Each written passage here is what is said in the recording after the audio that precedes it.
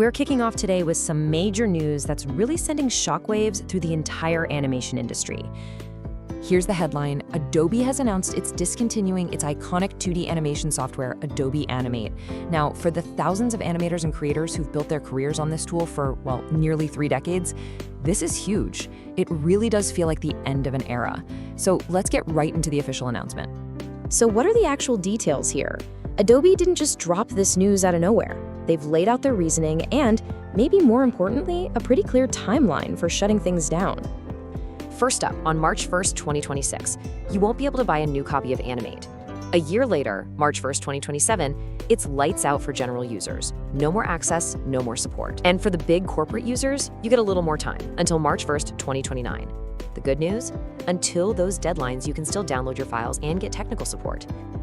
Now, to really understand why this news is hitting so hard, you have to look at the history here. I mean, the story of this software is basically the story of web animation itself. It's been an incredible journey. You know, it all kicked off way back in 1996 as something called Future Splash Animator. But it was almost immediately bought by Macromedia and given a new name, Flash. And that name, well, it defined the internet for years. Then in 2005, Adobe stepped in, and it became Adobe Flash Professional. Finally, in 2015, as the web evolved, it got one last rebrand to Adobe Animate, which brings us to today. But look, this is about way more than just a product name or a company logo. It's about the artists, the creators, the people who use this thing every single day. And, as you can imagine, the community's reaction has been one of real disappointment and, frankly, a lot of concern. In this quote right here, from the creators of the hit animated series Chicken Nugget, it just says it all. These are people who are actively using Adobe Animate to make popular content right now. Their statement just cuts to the heart of the issue. This isn't just an inconvenience, it's a direct threat to people's jobs. So when you dig into the community's worries, they really fall into a few big categories. You've got the immediate fear of job losses.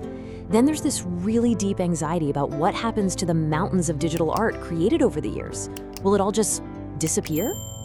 And for the next generation of animators, they're losing a tool that was famously easy to pick up and learn. It's a huge blow. With all this uncertainty, the number one question is obvious. What's next? Adobe has pointed to a couple of alternatives from their own software suite, but the question is, do they actually fill the massive hole that Animate is going to leave behind? Let's take a look. Okay, so Adobe is saying, hey, just use After Effects or Adobe Express. But here's the problem, and animators are pointing this out loud and clear. After Effects is a beast for motion graphics and VFX, but it's not built for dedicated frame-by-frame animation like Animate was. And Adobe Express, that's for making quick social media videos. It's just not in the same league. So the consensus is pretty clear.